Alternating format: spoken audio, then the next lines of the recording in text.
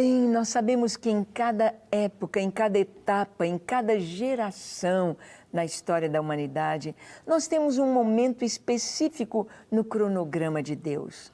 Nós temos profecias que se cumprem, nós temos profecias que estão para se cumprir, nós temos algo que vai ser feito em cada geração, apontando para Deus, apontando para os céus, apontando para a fidelidade do nosso Deus. E há 2000 anos atrás, quando Deus preparou toda a terra para a vinda de seu Filho ao mundo, quando Deus permitiu que o Império Romano aplicasse sobre as nações em volta do mar Mediterrâneo, aplicasse a Pax Romana, a paz romana, para que tivesse segurança nas estradas para as pessoas que viajassem. Por quê? Porque o Evangelho, a palavra, haveria de ir até os confins da terra usando as estradas. Quando havia uma só língua mundial que veio através do Império Macedônico, quando a língua grega, língua erudita, foi disseminada em todas as regiões ali dos tempos bíblicos ao redor do Mediterrâneo. Europa, Ásia, Oriente Médio, África. O mundo estava sendo preparado.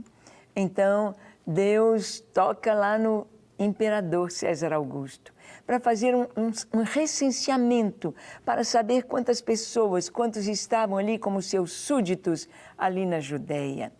E nesse recenseamento, esse recenseamento vai encontrar um casal de Nazaré que deverá vir até Belém.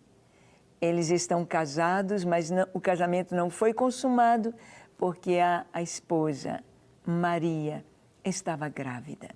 Grávida pelo Espírito Santo. Grávida de um ente santo que haveria de nascer. Não por semente masculina, mas por obra do milagre de Deus no ventre de Maria. Nasceria Yeshua HaMashiach. Jesus, o Messias, Jesus, o Cristo, que haveria de dar a sua vida em resgate da humanidade. E então, ali naquela geração, naquele tempo, havia pessoas que estavam orando. Orando porque, de acordo com a profecia de Daniel, capítulo 9, aquele era o tempo em que deveria nascer o Filho de Deus. O Messias prometido deveria nascer em Belém da Judeia.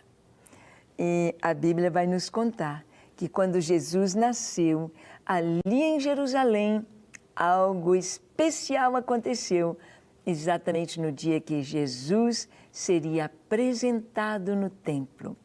Jesus seria contado entre os primogênitos para que todos pudessem saber que estava se cumprindo a lei, mas estava se cumprindo a profecia sobre a vinda do Messias.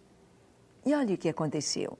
Abra sua Bíblia em Lucas 2, de 25 a 35. Diz assim: havia em Jerusalém um homem chamado Simeão, homem este justo e piedoso, que esperava a consolação de Israel, e o Espírito Santo estava sobre ele.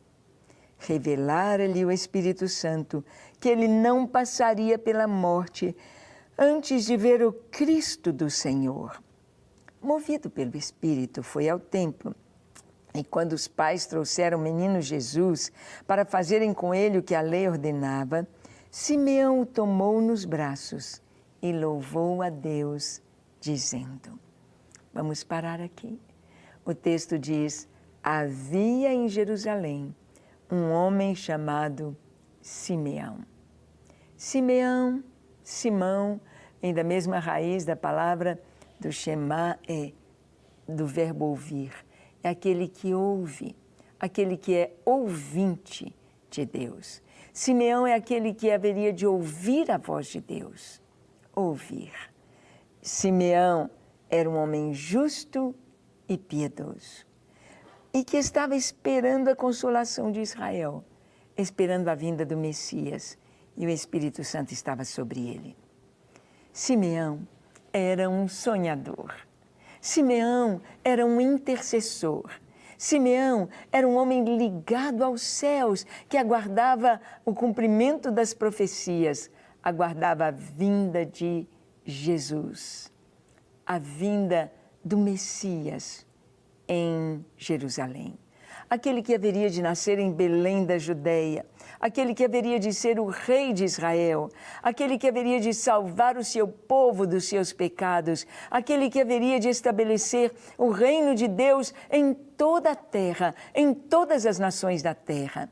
Esta foi a geração de Simeão, daqueles que esperavam a consolação de Israel. E então o texto nos diz que o Espírito Santo revelou a ele que ele não morreria sem ver o Filho de Deus, sem ver, sem que seus olhos contemplassem o Messias prometido, a promessa de Deus. E Simeão já era idoso. Simeão estava esperando, aguardando este dia. E então, diz aqui, que ele foi movido pelo Espírito Santo para ir ao templo naquele dia. E ele foi. Você já teve essa experiência de ser movido pelo Espírito Santo? Do Espírito Santo te guiar a ir num lugar, a ir a um lugar, ou a abordar alguém, ou a escrever, ou a ligar. E ele tem algo tão grande, tão maravilhoso, que nós ficamos, às vezes, até assustados com o que Deus faz. Simeão foi movido pelo Espírito Santo para ir ao templo. E ele foi. E quando ele chega no templo, exatamente no momento em que os pais, José e Maria, estavam conduzindo o bebezinho, estavam levando o seu filho, Maria levando nos seus braços o seu filho Yeshua, o filho prometido de Deus. Yeshua era o nome que o anjo disse a Maria, que seria o nome do bebê que haveria de nascer. Quando eles estavam indo com o menino, Simeão vem, movido pelo Espírito Santo. Então Simeão o tomou nos braços, antes que José e Maria entrassem no templo, antes que oferecessem o que a lei falava para oferecer pelo primogênito. Ele o tomou nos braços e louvou a Deus, dizendo, olha a oração de Simeão. Agora, Senhor, podes despedir em paz o teu servo, segundo a tua palavra, porque os meus olhos já viram a tua salvação, a qual preparaste diante de todos os povos, luz para a revelação aos gentios e para a glória do teu povo, Israel. Vamos parar aqui um pouquinho. Agora, Senhor, eu já posso morrer. Agora, Senhor, meus olhos já contemplaram a tua salvação. Eu já contemplei o Messias. Agora estou bem, estou feliz. Agora se cumpriu tudo o que o Senhor prometeu. Despedes em paz o teu servo. Simeão se alegrava de ver o cumprimento da palavra de Deus na sua geração. Será que você se alegra disso também? De saber que somos a geração do fim, a geração que vai ver e viver o arrebatamento, que verá a glória do Senhor, o Senhor sobre toda a terra, implantando o seu reino, o seu governo de paz e de justiça? Vamos continuar. Ele disse, os meus olhos já viram a tua salvação, luz para a revelação aos gentios e para a glória do teu povo, Israel. E estavam o pai e a mãe do menino admirados do que dele se dizia.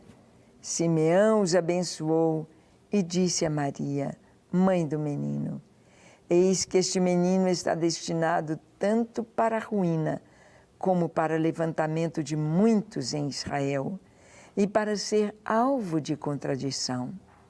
Também uma espada transpassará a tua própria alma, para que se manifestem os pensamentos de muitos corações. Simeão toma o menino nos seus braços e ele diz, ele será luz para a revelação aos gentios e para a glória do teu povo Israel. E nós vamos ver exatamente isso acontecendo. Jesus é luz para os gentios, Jesus foi pregado aos gentios, e os gentios, que somos nós, que não somos da nação de Israel, o recebemos e fomos feitos filhos de Deus.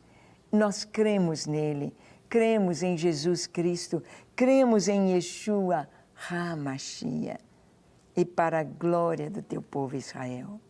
Hoje, quem vai a Israel, não vai a Israel porque Israel é Israel, porque Israel tem tecnologia, porque Israel tem o trabalho com diamante, porque Israel tem riquezas e belezas naturais. Ninguém vai a Israel por Israel. Vão a Israel por Jesus. Por Jesus. Para ver os lugares onde Jesus nasceu, onde ele cresceu, onde ele foi morto, onde ele foi sepultado e de onde ele ressuscitou. E de onde ele subiu aos céus e aonde ele virá para encontrar-se com os seus. Sim, Simeão aqui disse que Jesus seria luz para os gentios e para a glória do seu povo Israel. É isto mesmo. Nós vemos como que Jesus, a glória de Israel, é Jesus. As pessoas que vão a Israel é para ver os lugares por onde Jesus andou. É para contar a história e ver o que Jesus fez. Simeão, ele tomou a criança e disse: luz para a revelação dos gentios e para a glória do teu povo Israel. E estavam o pai e a mãe do menino admirados do que dele se dizia. Simeão os abençoou e disse a Maria, mãe do menino: eis que este menino está destinado tanto para a ruína como para levantamento de muitos em Israel e para ser alvo de contradição. Quanta perseguição a Jesus!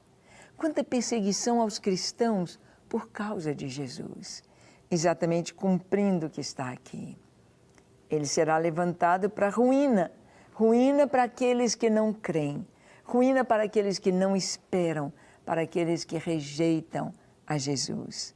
Mas levantamento de muitos em Israel, para aqueles que creem, para aqueles que se entregam a Ele, para aqueles que se tornam filhos de Deus.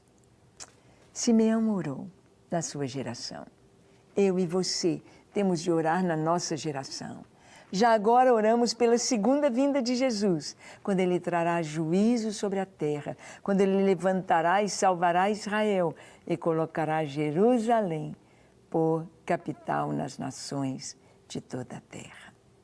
Vamos orar, vamos orar.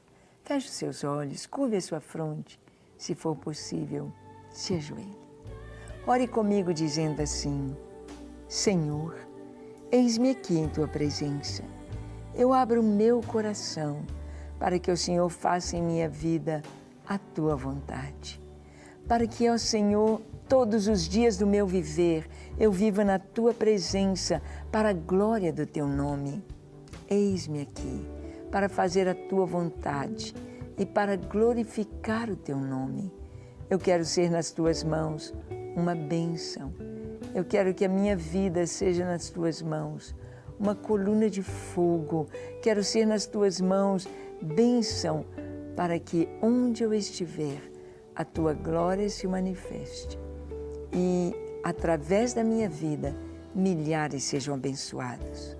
Eu me entrego a Ti para amar, para querer-Te, para cumprir os Teus propósitos, hoje e até a vinda de Jesus. Amém, amém e amém. Graças a Deus. Como é bom poder orar. Como é bom poder ter um Deus tão maravilhoso em quem podemos confiar e que cumpre as suas promessas. Simeão viu a salvação. Nós veremos o Senhor vindo à terra em sua segunda vinda. Amém? Que Deus te abençoe ricamente. E até o nosso próximo encontro, quando aqui estaremos na Rede Super, compartilhando com você a Palavra de Deus. Até lá, Deus te abençoe. Não quer ficar um segundo por fora da nossa programação? Agora você pode nos acompanhar através das plataformas digitais. Não perca tempo. Acesse, curta e siga-nos. Fique por dentro de tudo o que acontece por aqui. Rede Super, inspirando você.